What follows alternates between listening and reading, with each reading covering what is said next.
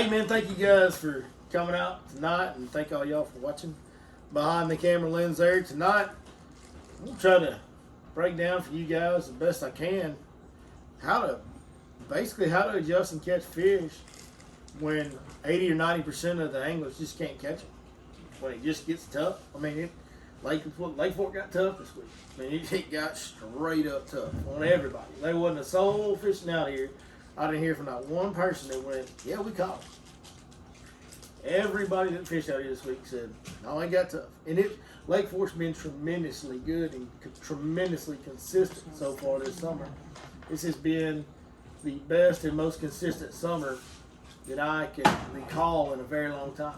Maybe ever since I moved here in 2009. This might be the most consistent one. And I don't just judge that based off my own catches. You know, that's not just...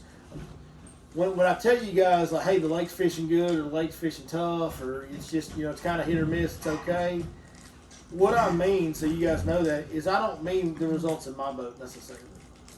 You know, the results in one guy's boat, no matter who it is, if it's mine or somebody that's never fished before or KVD's or whoever's, one guy's results day to day are going to move around. You know, you're going to have your good days and your bad days. You'll get on your rolls where you have a lot of good days, and you'll get on your slumps where you have a lot of bad days when other guys are catching. That's just part of bass fishing. But what I mean when I tell you, hey, the lake's fishing good or bad or in the middle, is I mean the general overall. You know, the people that I know, Vic Pearsall, if he's out there fishing, or again, I got a couple guys here tonight that have been customers of mine over the years. If they're out here, they tell me they caught them or didn't catch them, and you know, people are constantly messaging me and talking to me about fishing. It's nonstop. And other guide buddies of mine that are out here are telling me how they're doing. You know, people come up to you to ramp and, hey man, we struggle, or hey, y'all catching them, or you know, it's just talk. You hear it. So when I'm telling you the lake's good, bad, or in the middle, I'm talking about the whole lake. So if I tell you it's been good, like it has been good, like really stinking good, that means that most of the people, the vast majority of people that I talk to, are catching quality, good-sized, big bags of fish every day. And that's what's been going on. It has been the most consistent from everybody that I talk to, from a guy that's just here for the weekend to see what Lake Fork's all about, to the guys that fish it every day. Everybody is catching quality bags of fish pretty much the whole month of June and thus far in July. I mean, just dang near every day. Then all of a sudden this week, everybody you talk to was like, dude, I don't know. Like, I don't know what happened. Like, I got one bite. I got no bites. I got 3 bites. Like, it just happened. So, we're going to talk tonight about why that happened. We're also going to talk about how to adjust. It took me about a day and a half longer than it should have to adjust. You're going to expect some adjustment times when things change real quick on you. But I think I took about a day and a half too long to kind of adjust to what I needed to adjust to. And there's something that I didn't do this week so far that I feel like I should have. I really feel like I should have. And I hate doing it. But we're going to talk about a drop shot. And I'm going to tell you guys, I will throw a drop shot. And so tonight, I went downstairs and I pulled tackle right off the shelves right here at the Lake Fork Marine Tackle Store. And as many of you guys know, I ain't no longer affiliated with anybody in a contractual agreement on a pro staff. So I will tell you the exact baits I would use, no matter what. Because before I would have to tell you, well, there's a new drop shot bait by 6 Cents Fishing. You don't need it. You don't need the KVD Dream Shot. You don't need none of that. All you need is a damn Zoom finesse worm, dude. Like, that's been the best drop shot bait for forever. They can sell you all the flat worms and the dream shots and dream sickles and whatever. I don't even know what 6 Cents is calling theirs. But they can sell you all them fancy drop shot baits all they want to. You just need a straight worm, dude. That's all you need. Like a small, straight worm. That's all you need. So we'll break down how I like to go about drop shotting. And I'm talking about real. I'm not talking about like the Lake Fork, Texas drop shot. I'm talking about like an actual finesse drop shot that you could throw in clear water up in some mountain lakes or anything else. Because there is times when you need to do that. And right now is a time. Now, why is right now a time that you need to do that? So when you get to the dog days of summer, you're going to get these moments. And the thermocline dictates everything. Once the thermocline sets up, it controls everything. Okay? And when it's set up, and it's set up good, like it's a firm thermocline and you can see the line clear, you got no problems, dude. Like when you may have a hard time finding them for a little while, but when you find them, you will whack their butts. They will eat everything you throw in there. You can throw anything. You can throw the biggest worm you got. You can throw a jig. You can throw a crankbait. You can throw a swim bait on a jig. It doesn't matter when the thermocline is set up. So what that does, guys, is it concentrates fish. The thermocline eliminates huge percentage of the lake. Even with the lake being low, we know with the lake being low, it's condensed the fish, right? It's put the same amount of fish in less water because the lake's low. It's taking away a bunch of shoreline, taking away the top of the lake, from the top of the 6-7 foot of the water column's gone. So there's the same amount of fish and less water, right? Well, imagine how condensed those fish would be if you took away the bottom, if you took away the top 30 to 40 feet. How condensed would the fish be? So when you have a thermocline that sets up in 20 foot of water and you got parts of this lake that are 50, 60 foot deep, and that thermocline sets up at 20 foot of water lake wide, you just eliminated 30 to 40 feet of the water column throughout the entire lake. It's gone. They're not going to be in it. If they are in it, they ain't going to bite, and they're not going to stay in it very long. So a thermocline is the biggest help you could ever hope for. It condenses all the fish in the lake, of all species, the bait fish, the bass, everything, okay? And so that's what's been happening. We had a pretty good thermocline set up. And that's why the bite has been so consistently good. Because all the fish in the lake are doing the same thing. They're staying above the thermocline, and they really ain't got a whole lot to get on the bait with the lake being low, so they're all doing the same thing. They've all been, for the most part, there's some shallow fish. There is some shallow fish that are in 3, 4, 5 foot of water, whatever. And there's a few guys capitalizing on that. But most of the fish, and especially most of the bigger fish, those guys that are fishing in shallow water, they ain't catching 30-pound bags. They're not catching 25 to 30-pound bags 90% of their days, 80% of their days. I'm going to tell you right now, most of the fishing guys on this lake that are out here every day, most of the days we've gone out lately, we've caught 25 to 30-pound bags until this week. That's been how good it's been. If not bigger than that sometimes. I mean, it's been that good. So, lost my train of thought there. But most of the fish have been in that, say, 15 to 20 foot range. And that thermocline, depending on what part of the lake you're on, has set up anywhere. I've heard if you go up north, it's in like 15 foot of water or something like that. I ain't been that far up there. I've been, 2/3 of the lake up south. I've only fished the lower 2/3 of the lake, so to speak, here lately. Down here, it was setting up in like 22 foot, right? So those fish were just hanging around 20 foot and 15 to 20 foot. That's just where pretty much all the fish were. And that's what made it so good. Now, go back to the beginning of this week. We had a couple of, some wind, but especially Tuesday, like some wind, Jack. Like if you're on spotlight, you're taking waves over the bow consistently. Like your whole boat is soaking wet. You got your bilge pump going from water coming over the bow because that's how hard the waves are rocking in there, What that did was it broke up the thermocline. If you were out here on Wednesday, Thursday, and you idled around and looked for the thermocline, most places you couldn't find it. Especially Thursday. The thermocline was gone. Well, we all know what a thermocline is. When you get that thermocline set up, wherever that line is, from that line down is very, very low oxygen content in the water. That's why the fish don't operate and don't feel good down in there, right?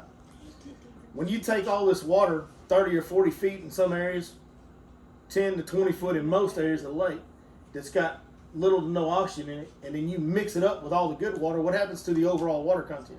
Oxygen level goes down, right? Because in the summer, you're losing oxygen every day in the heat. So that's what creates the thermocline in the first place. You're losing oxygen out of the water column every day in the heat as water evaporates and things kind of start getting more stagnant in summer and all that. And so when you've already got low oxygen content in the water, but up here above the thermocline it's still good, well then when you mix it all up, it creates a situation where the entire water column has low oxygen content. That's going to make those fish get way less inactive. If you walked into a buffet and you was hungry, right, and the whole thing was so clouded with smoke, fog and smoke that you couldn't see and couldn't even really breathe very good, would you want to eat in there? Neither did those fish. And that's essentially what it's like being a fish in turnover situations. And even though this wasn't really a true turnover, we did, because the lake didn't flip, it didn't cool off and flip the whole lake all at once like it does. But it did break up the thermocline and turn that bad oxygen water over and churn it up. So that, to me, in my opinion, is what happened. It took me a couple days to realize what had happened. and to adjust accordingly. The interesting thing about it is, looking back on it, I probably could have gone shallow, and just hit some transition areas with shallow water and a crankbait, bang it around and get some reaction bite. Probably could have grinded out some decent bites like that. Probably could have. Because that's what we do when the lake turns over. You know, we do that quite a bit when the lake turns over. But what's really interesting is, it took me till the third day, I didn't find it till yesterday, but those fish slid out in deeper water. So now there's no thermocline. The oxygen content's all the same. It is cooler a little bit in that deep water. They slid out to about 25, 24, 23 foot. And I mean consistently on multiple spots. They're set up in the same depth. I found one like 1,000-yard stretch that had a gazillion fish. I don't know how many fish, 100 fish more, and probably 200 or 300, I don't know. But it's like a 1,000-yard stretch down the side of a slope that everywhere you looked on that stretch, from about 23 to 25 foot, there would be a few fish in that depth zone every time you went over it with your graph. And we fished at school probably for an hour and a half, going, you know, hitting it up and down at school. And we only got a couple bites out of it, a couple little bites. Now, me being me, force feeding them a big worm, you know, like I'm trying to power fish. That's what I want to do. I ain't here to fish for no babies. So I'm going to throw, you know, the biffle head has a decent profile with a biffle bug on it. I'm going to throw a jig, I'm going to throw a big worm, I'm going to do what I do. Didn't get very many bites. I will bet you any amount of money that if I would have tied this on and taken my time going through those schools, that we'd have caught plenty of fish. Would we have caught big fish? Probably not. You know, maybe a couple. We might have caught, you know, a few big fish. Most of the fish we caught would have been small. That's part of drop shot, and we know that. But we would have got bit, and we would have got a lot more bites than we've been getting. And so that is the reason why the drop shot works so good. Those fish get down there when that happens, and that oxygen content gets hurt in the water column throughout it. Those fish get so inactive that a bait that you can keep in their face for a long period of time is such a key component. And there's nothing better at that in deeper water than a drop shot. I mean, nothing. There's nothing even close to as good as that as a drop shot is in deeper water. So whenever a bite gets really tough, and I want you guys to remember, this is a one of me. For this is just my rule. It's just my opinion. So it's just me. It's not like the whole fishing world agrees this. I think a lot of guys probably would agree this at the top levels. But this, for me, for Billy Lawson, this is a hard rule of bass fishing. When the bite gets extremely tough, you fish extreme. It can be extreme either way. It needs to be extremely reactive or extremely finesse. So I'm going to go to the most reactive bite I can, or I'm going to go to the most finesse bite I can, technique-wise. Does that make sense? So like, I'm going to get on the bank and I'm going to take a movement 80X and I'm going to bang it into everything hard I can, right? I'm going to take a flutter spoon and put it out deep and I'm going to snap it, right? If I'm going to fish a jig, I'm going to stroke it, right? If I'm going to crank a crankbait, a deep crankbait, I'm going to wind it fast as I can. I'm going to go extremely reactive, or, and to me, probably the better way when they're feeling bad, going extremely finesse, which in that situation, nothing better than a drop shot. It's just not. So, let's talk about a drop shot. What gear do we need to throw a drop shot, in my opinion, the right way in all our lakes around here? I will say that I would use different line and different hooks if I was fishing a drop shot in another region where there is super clear water. Different line, different hooks. Same weight, same bait, but I would throw different line and different hooks if I was fishing in the Ozarks or, you know, somewhere up north where the water can be crystal clear and see the bottom 20 foot of water. California, something like that. Different line, different hook. But for around here, especially with all the cover that we got in the water, to me, this is the way to rig it up. So, weights, I just use the ball, the drop shot weight. Everybody know what drop shot weight looks like? It's got the little deal you slide on through, it pinches up. I just use the ball-shaped drop shot weights. You can buy them anywhere. These are some off-brand. I ain't never even heard of these before, but this is 3/16 ounce. Around here, I think that's about the right weight. Okay? You could use less weight on a calm day. You're going to use heavier weight if it's super windy. You could go up to, you don't need more than a half ounce when you're fishing it on light line. I'll tell you, you never need more than a half ounce on light line. I don't care how windy it is and how deep you're fishing. A half ounce on a light rod and a light line, you're going to be able to feel that no matter what. 3/16 is really easy to feel. It works in most of the wind conditions that we get, and it's kind of the everyday good number. Which, I mean, 3/16, it's a quarter ounce, guys. I mean, it's, you know, quarter ounce is fine too. This is just, the one they had down there was in 16ths, not quarters, but a quarter ounce is perfect as well, right? The hook, which is super important, is an EWG style hook, but it is a 2/0 thin wire. Now, this is not my package of hooks. This belongs to Lake Fort Marina. You can buy them later, but I'm going to pass this around and show you guys this hook, but I want you guys to pass it back to me at the end, okay? Or keep it and go pay for it. Your choice. But it's a 2/0 extra wide gap, extremely light wire hook, okay? That's going to be important. You've got to have a light wire hook, guys. You do not want too big of a gauge on your hook because you're going to throw this on lighter rods and lighter line. You won't be able to get the hook in them. Number two, you're fishing a small, thin piece of plastic. A hook that has too heavy of a gauge and too big of a hook, it will overpower that bait and it won't have any action. You've got to have a thin wire hook. So that's a Gamakatsu EWG thin wire 2/0 hook. And I know a lot of guys like throwing red worms. I know David Ozio throws a drop shot a lot out here. And he swears by a red bug or plum or I don't know what he's throwing. Something red. You know, a lot of guys throw tomato and all different kinds of red stuff out here. I don't care if the water's dirty. I don't care if the water's clear. For me, and I'm not, to be fair, the best drop shotter on earth and the most experienced drop shotter on earth, this is not a trick worm. This is smaller. This is a Zoom finesse worm, watermelon seed. When you're trying to finesse fish and fish as slow as you can, the best color to me of all time is watermelon seed. Now, Zoom has nailed the watermelon seed just right for this slow fishing deal. Some other companies will have watermelon seeds that may be darker or lighter. To me, this watermelon seed, and hold it up if you can to the light so you'll actually see what the fish sees. This is perfect. So again, we'll pass this around, but y'all hand it back. Zoom finesse worm watermelon seed is the best color. That's no flake. It's a straight tail worm with no negative cues. Very subtle, darting, quick action when it's on your drop shot. It does everything right for fish that don't want to bite. Y'all know why they bite fish baits that look like sticks? I mean, a trick worm or any straight tail worm, Cinco, it just looks like a stick. What does it look like that they eat, guys, that they feed on? What does it look like? Nothing. It doesn't look like anything they feed on. Y'all know why those are some of the most bite-getting baits there is, right? Trick worms and Cincos, right? Two of the biggest bite getters you've ever heard of. Why does two of the best bite-getting baits you ever heard of look like nothing that swims in the water column? Y'all know why they bite them so good? There's nothing telling them not to. There's nothing telling them it's not alive, it's not real. There's nothing that screams, that's fake.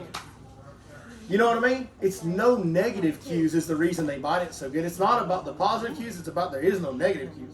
You know, crankbait comes through there going waka waka waka, making weird sounds. Yeah, they'll react to it sometimes. Sometimes they won't. They'll react and run away from it. You know what I mean? Like a spinnerbait's got metal and wire and, you know, all kinds of things that could be construed as a negative cue to a fish that's not aggressive. But a trick worm, a finesse worm, a Cinco, there's nothing negative telling that fish, do not eat this. It's just moving enough to be alive, and it's an easy target, stays in their face until they decide to bite it, and there's no negative cues. It's the biggest example of keeping it simple. You know what I mean? Like, keep it simple, Steve, right? That deal, that kiss deal, like that's what it is. So, online, out here, I'm gonna throw it on 12-pound line. I'm gonna throw it on 12-pound line, and I'm gonna throw it on a medium action bait caster most of the time. If you're a spinning rod guy and you're a believer in spinning rod adds a different action to the bait, that's fine. Put 30-pound braid on a spinning rod and have you a 10 or 12-pound fluorocarbon leader on your spinning rod. That's fine too. One of the main things you want to do when you rig it up is make sure that your hook is rigged right side up. Don't rig your hook sideways or down. You want your hook to be up. Will that affect the action of the bait? No, not really.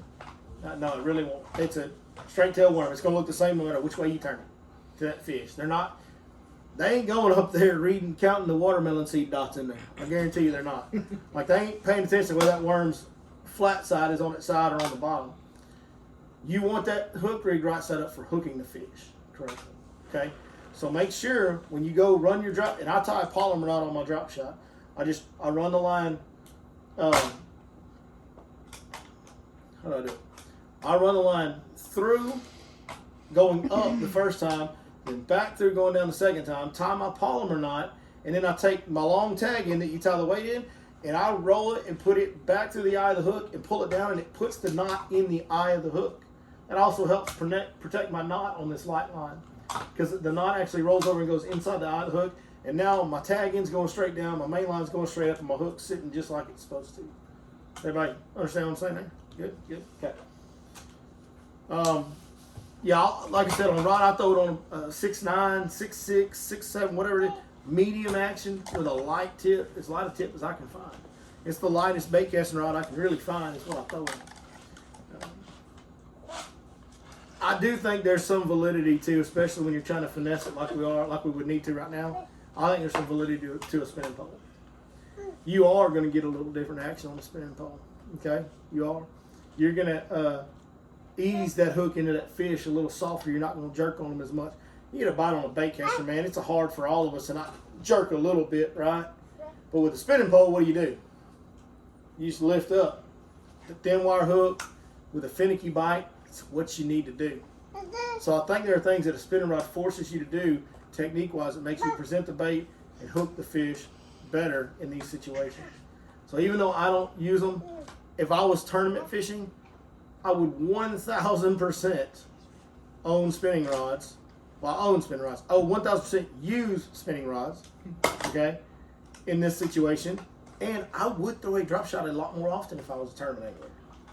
The reality for me is, I'm not weighing in at the end of the day. Now I've got customers like this gentleman here, this gentleman here, and probably a couple other in the crowd maybe, I don't know. But when we go out, we have these conversations. We're not fishing for small fish, guys. We're not going finesse fishing. You want to book me? I'm not going to take you finesse fishing. We might suck. We might not catch them. But most days we're going to catch a bigger average size than most guys out here would. That's my deal. That's how I fish. That's how I've always fished. And it's really how I've built my business over the years. Guys know when they come fish with me, we're going for it. We're going to try to catch a head, dude. Like, we may not catch as many fish as most people, but we're going to catch bigger ones. Break rods too. This gentleman right here was with me today. He broke one today. I'm dead serious. I'm not joking. I can't make it up. I could not make this up if I wanted to, the rate at which these rods are breaking, guys. I promise you I couldn't make it up. You can ask Miss Laney right here. We're out trying to film a deal, and I'm telling you, I broke 2 in an hour just trying to catch a couple fish for an instructional. Trying to give a couple example fish for an instructional video, and I broke 2 rods in an hour just on the hook set. Right. I mean, it's been crazy how frequently those rods are breaking. Yeah, it is hot. You're right, it's hot. It is hot. Okay, it is hot.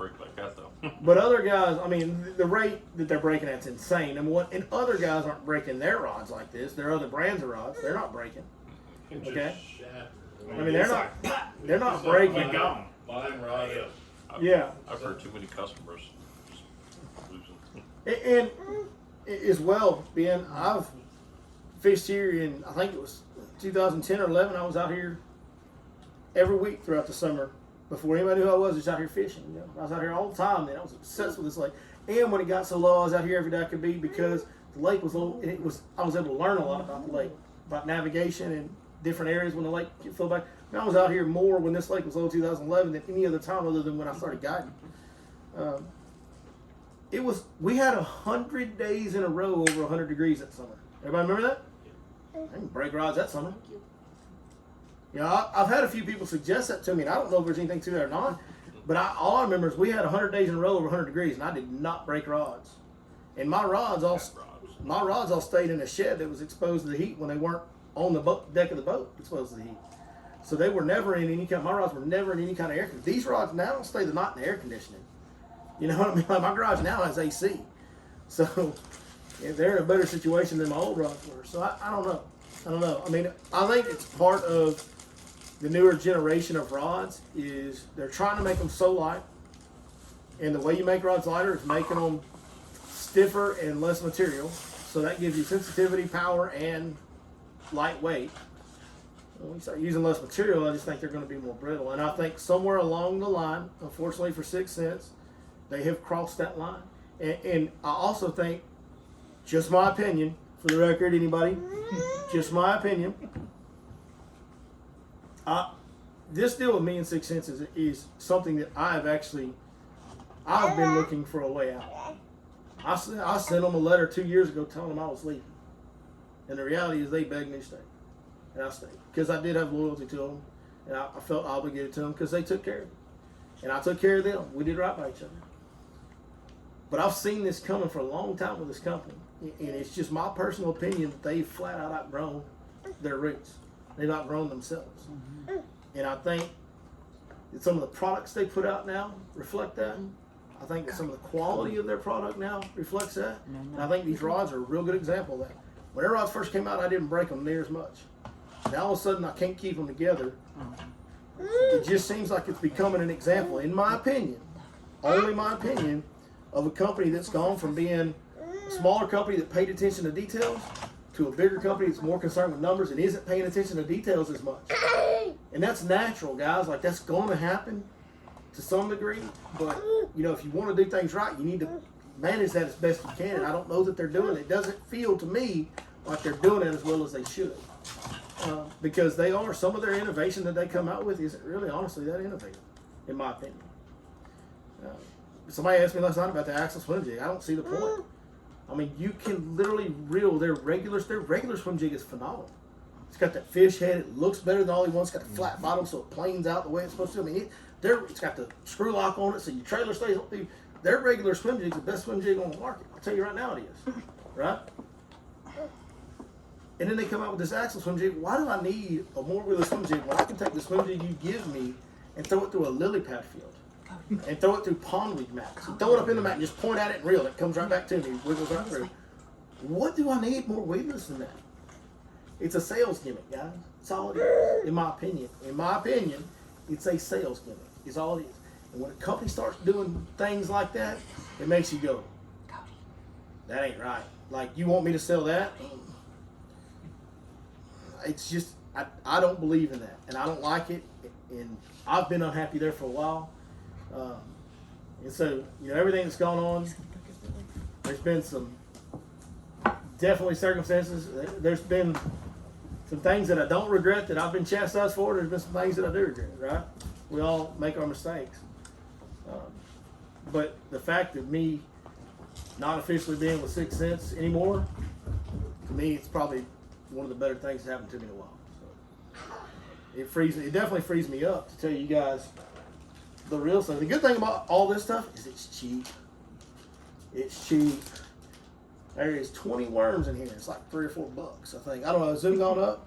It used to be like $3 or $4. $5.99. Is it $5.99? 20 worms, $5, $6. But that's still cheap. 20 worms. You know what I mean?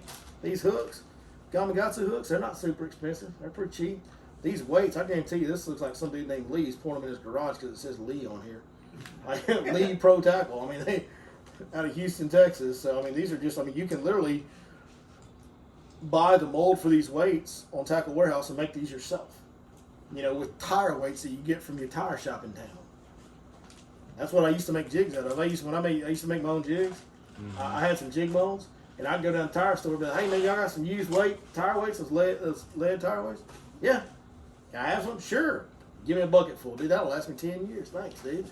You know what I mean? Like, they give you a bucket full of lead tire weights. You literally have years of supply to make jig heads out of. So. But, yeah, all that stuff's cheap. And this deal does open me up to tell you guys the truth. And now, you know, I mean, I talked about it on live show last night. It's a weird deal that you get into as you grow in this business and you start getting contracts involved.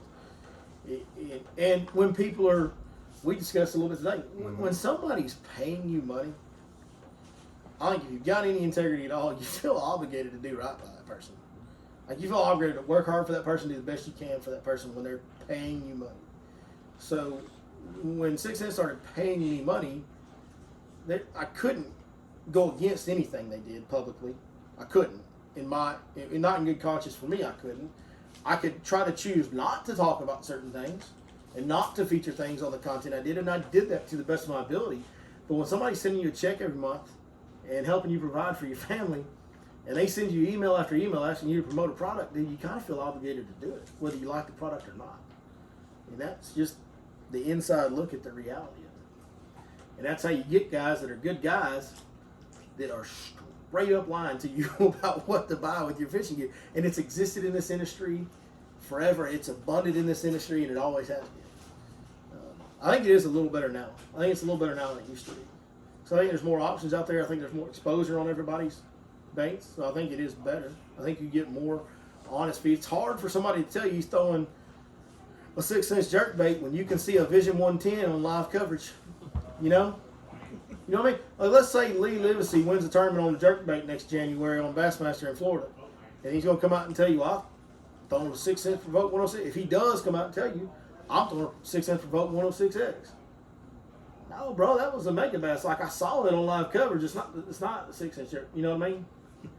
So it makes it harder for some of that to go down with live coverage and all the exposure that we have on social media and all that other stuff. So it's gotten better, but it still exists for sure. How are you rigging the worms on the drop shot? To exposing. I don't want to mess up their worms, but I guess we can probably do. We can probably get away with that. As long as y'all don't tell nobody I did this.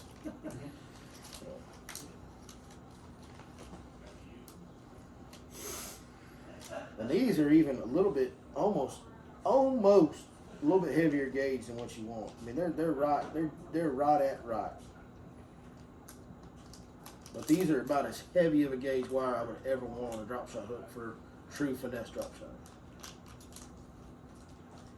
I told you guys earlier if I was fishing, up north or somewhere where the waters were clear, I'd use a different hook and a different line. You for sure would use a spinning pole in that situation. I would for sure have 20 or 30 pound braid as the main line and have a 10 pound or even less fluorocarbon leader. How long of a leader do you use on this?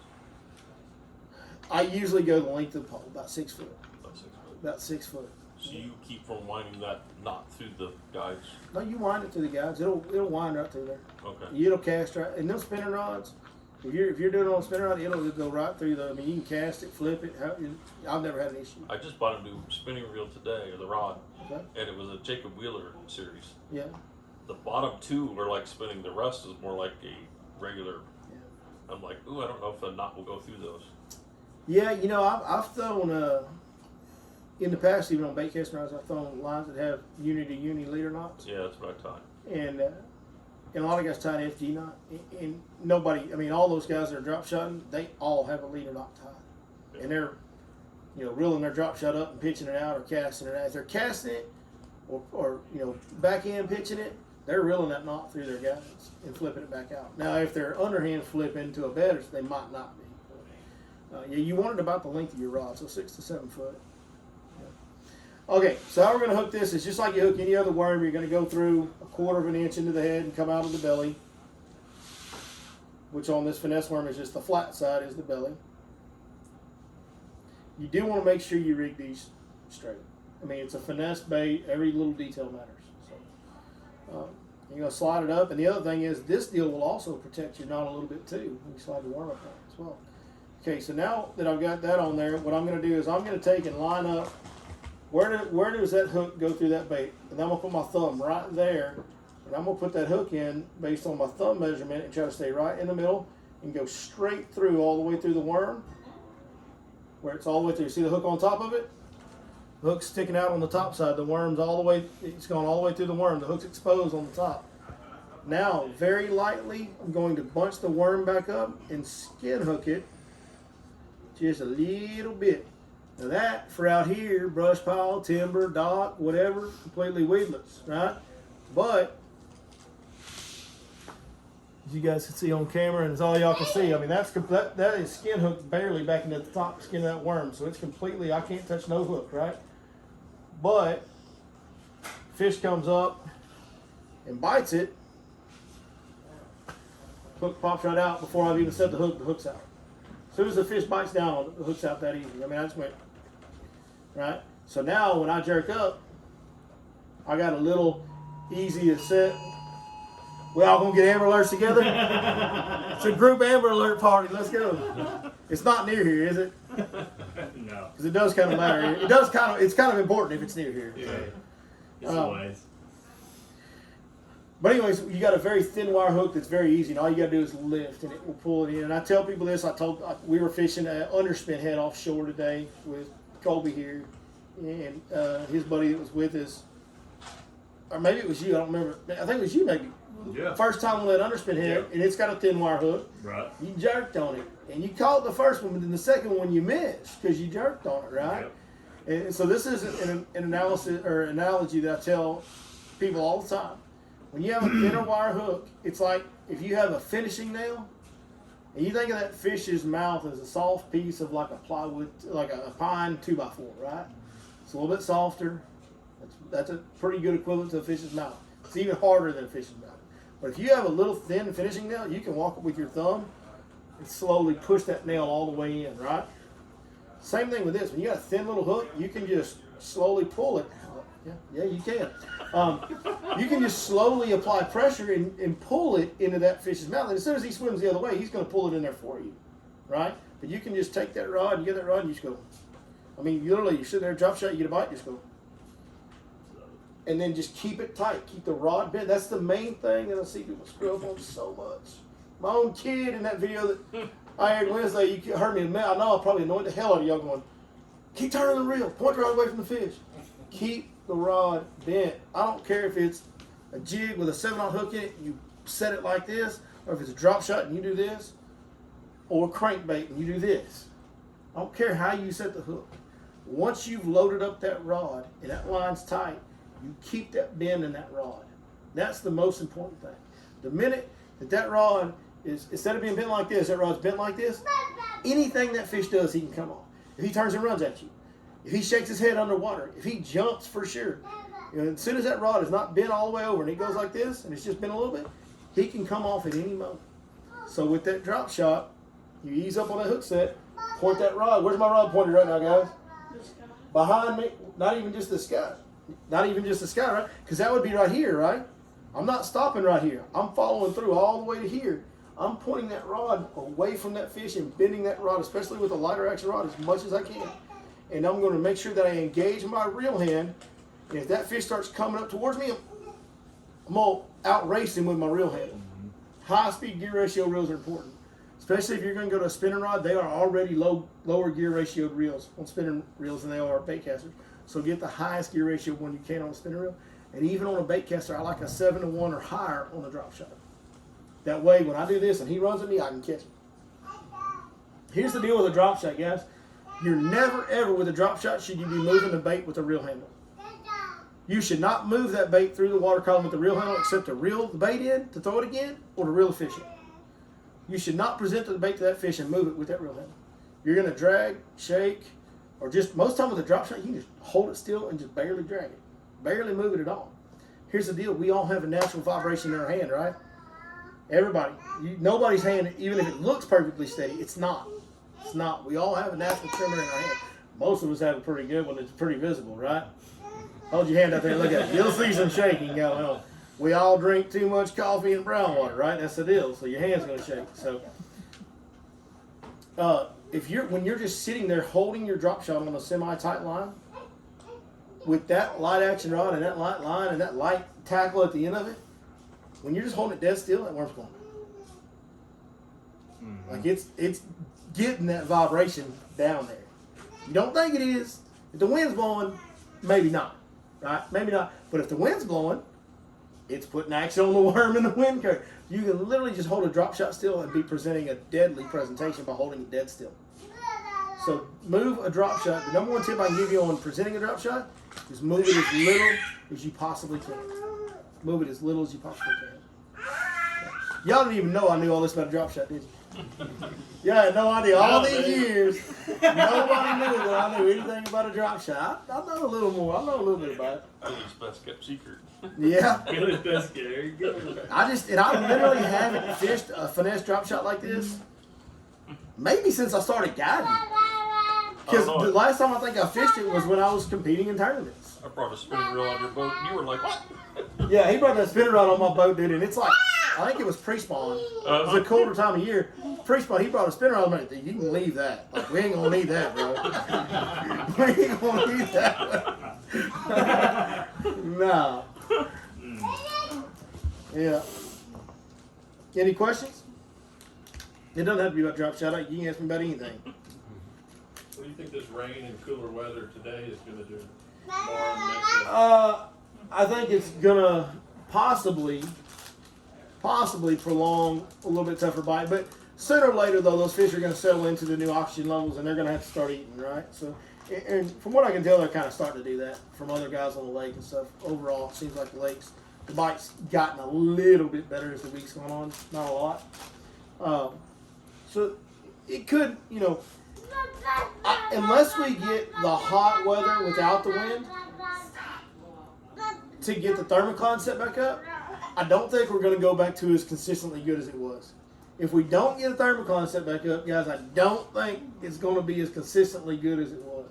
We need that thermocline to set back up and eliminate 30, 40 foot of the water column for us. If that does that, that'll start grouping them back up. They'll start feeding competitively. It'll be on again. If it doesn't do that, the bite's going to get better than what it has been this week, but it's not going to get as good as it was. It's just going to be, it's fine. If you go out there and do your job and you have a good day, you'll catch them. But you might go out there and have a tough day, though. It's like if you look at these tournaments when they come here, like in the 2014 deal when they showed up and teed off on them and broke all the records, the guys that were in like 5th from last were catching 20 pounds a day. Everybody's catching bags of fish. If you look at the fall tournament that they had with Patrick Walters, one with over 100 pounds, phenomenal bag, phenomenal 4-day bag anywhere you go in the country. There's guys at the bottom of that elite series that are pretty good fishermen that were catching like 2 fish a day, 1 fish a day. So that's the difference. Is not if the lake's not consistently fishing really, really good, everybody's not going to catch them. Guys that do their job and have good days, they're going to catch them. Guys that make the wrong decisions or make mistakes or lose fish, they're going to struggle. And that's just fishing. That's what Lake Fork is the vast majority of the time. What we've had over the last month and a half is not common, where everybody can go catch a 20-pound bag. If you have a clue about where to find offshore fish on this lake, and you have a clue about how to graph them and identify them and throw into that school using your electronics, you had a hard time not catching 20 pounds over the last month. Most of it. It was almost... my 12-year-old kid who can't turn the handle on a bait caster did it the other day, guys. Literally. He doesn't know how to set the hook. He doesn't know how to fight the fish. And he caught a 20-pound bag the other day. It's been easy. So that is a very, very rare exception. That's not normal. It's not normal. So it's been good. But the good news is we've still got all of August. So the odds are we're going to have some more 100 degrees. And the temperatures are still around 100 degrees. So if we could just get these daily thunderstorms to stop and this wind to calm down, I believe the thermocline will set back up. I believe it will. And then we'll be gangbusters back on again. So what are we looking for on the electronics when that thermocline sets up? Looks like fog at a certain depth, haze at a certain depth. So you'll have a line, like if you're idling over 30 or 40 foot of water, you'll have a line at 22 foot of water or 18 foot, whatever the line is. There'll be a line that goes across your screen. Yep. It's just like a fuzzy line. And you're like, man, is that bait? No, it's not bait. When it goes all the way across your screen and stays there for a good long time, that's not bait. That's thermocline. And everything from there below is not good. Yeah. That makes sense. Yeah. I thought my electronics were jacked up. No, that's thermocline, brother. That's thermocline. Yes, sir. Yes, sir. Who in here runs Lowrance Lives at their console? If you just you, Colby? 2 of them. You got Lowrance Lives at your console. You're the only one. Nobody else? You got one? Okay. Do y'all have the 3-in-1 transducer? Mm-hmm. You don't? What transducer are you running? I'm really not sure. Just kind of getting into it, so Okay. just trying to figure shit out. So. You're running the 3-in-1? Yeah. Let me ask you, have you run Lowrance units before this one? Mm-hmm. That's all I've ran. Is your 2D sonar not as good on this one as it was on the other ones, the older ones? I can't get my 2D sonar exactly right. Like my old Lowrance's, the 2D sonar was Beautiful. To be honest with you, I mean, it's pretty dialed in. Yeah, no, mine's pretty good, but it's not as good as my old ones were. Right. With that new 3-in-1 transducer, it's my down scan and side scan's better with Lawrence than it's ever been. Yeah. Hands down. Right. I mean, I pretty much don't even look at my sonar. I just look at down scan, side scan. Exactly. I mean, But I my know what you're 2D saying. my 2D sonar doesn't show like those good clear arcs Right. and everything like it used to. Yeah. I was just wondering if you've experienced that as well. You know, I mean, And it could be a connection or a power issue with mine. I don't know. could be. So, I mean, it's pretty decent. Pretty I don't know decent. if you noticed that they were graphing those fish on downscan. You'd see dot dot dot dot. Oh, yeah. And on sonar you'd see Yeah. like a broken arc and a couple dots, and it just didn't look right. You know. Right. Just wasn't. I mean, you could tell it was something there, but Right. it didn't look as clean as it should. Yeah. And but then what's funny is on the front graph, which is on my trouble Yeah. motor transducer, when we would go over fish Oh, yeah. and I had 2D sonar on that, Yep. clear as a bell. It was. So I think it's something with that 3-in-1 transducer or the way mine's hooked up or something. Yeah. I don't know. Maybe I banged it on the stump out here earlier this year and I hit the part that was sonar, not downscan. I don't know. Listen, It might be. I don't know how all this stuff works, dog. Like, I'm a fishing guy and I ain't no tech, nothing, man. Like, y'all don't understand, bro. If I didn't start a guide business, I'd probably still have a flip phone. Like, Yeah. laugh. I'm not joking. Like, I'm serious. I had a flip phone until I started a guide business. And that was 2015. So I was one of the last people with a flip phone. You even know what a flip phone is, young man? You do?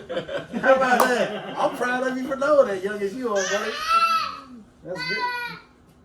Cody doesn't know what a flip phone is. He's just excited. He's excited about it, though. He's excited about the flip phone no matter what. What else? Y'all got any other questions? Any fishing questions at all? Well, we're going to start bringing more guests. Well, that way we can go a little longer. We're going to be a little short on. We normally try to go an hour. We're going to be a little short tonight. I hate for you guys to come up here and not get as much time. Are you doing any shallow water? I'm not. Early mornings or anything like that? I'm not. I haven't been.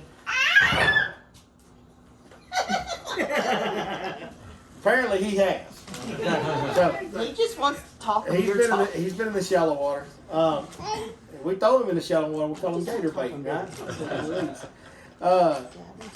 No, I haven't, but I do know guys. There's guys that are. I mean, there's definitely guys that are. From what I've heard from the guys that are catching up shallow, I would say what we've done. Okay, so before this week, right? We're talking about before this week. What we've been doing, starting offshore at 6 a.m., 6:15 a.m. We're 15 foot of water right now. You know, grab them up, catch them up, right? From the time we start to the time we finish. The deal is out there, most days we're probably, I mean, I'm not kidding you, we're probably averaging 3.5 to 4 pounds per fish throughout the day. Guys fishing shallow ain't doing that.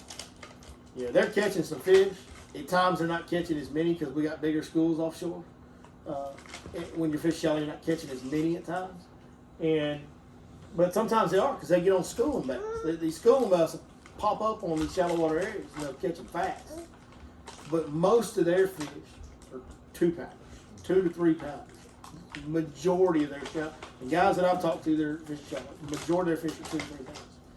And the majority of the fish that we're catching are 4 pounds and 5 pounds. So that's kind of the main difference I see between those two. There's times when they do keep up with us and even catch more than us up shallow on numbers because of that schooling factor. They are getting, I mean, it's summertime, they're getting the schooling fish showing up in those areas. They're catching them quick when they catch them. I mean, when they catch them, it's every cast deal for a little while. What else?